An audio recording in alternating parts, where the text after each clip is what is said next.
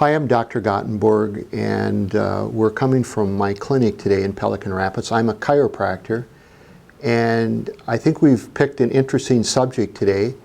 But before, I just want to remind those people watching today that I am certified through the federal government, the Motor Carrier Division, to do DOT examinations. And just to remind people that for those drivers wanting an exam, we're very accommodating to time. As for my subject matter today, I'd like to address a question that I hear often. Usually when a patient is lying face down, they ask me, well, what are you looking for when you're checking my leg length? Well, I can tell you, generally speaking, that all legs are not created equal. And really, I'm going to break it into two groups.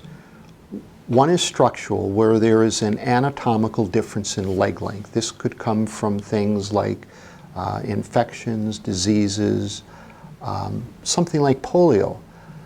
Then you have that type of short leg that is more functional, that may be derived from an imbalance across the pelvis, differences in muscle tone, or a dropped instep or arch.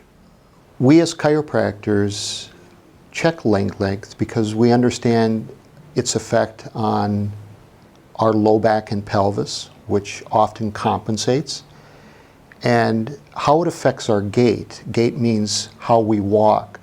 So for example, here, this being the right side, when I lift my right knee to take a step, the pelvis rocks back on the right, it rocks forward on the left. So this is a simple figure 8 motion.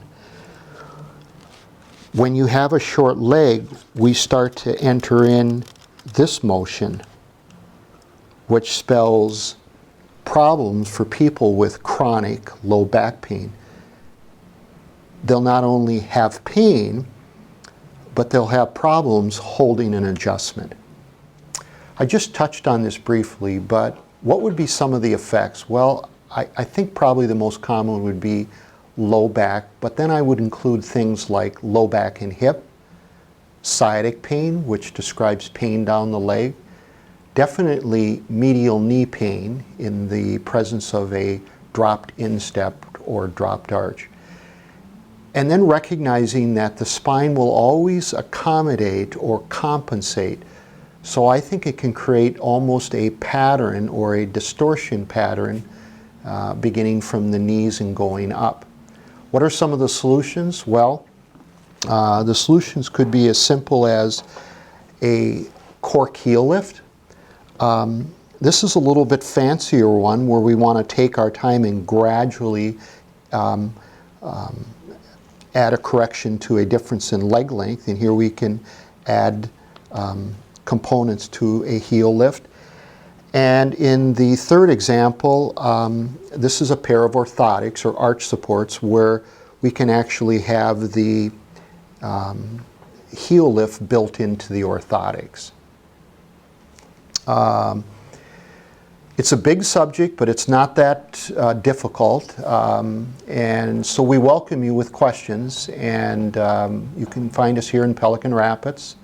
And in closing, I had such great feedback from some of you last time that I just want to remind you that we are still in the apple season. If you need calcium, it's perhaps one of the best sources of calcium and fiber, and so we're right in that picking time now for the Honeycrisp and for those apples that people often buy in bulk, Haroldson apples that you make pies and applesauce with. They'll all be ready about a week from now at our orchard stand in Audubon. Thank you. Thank you for watching Wellness for Life.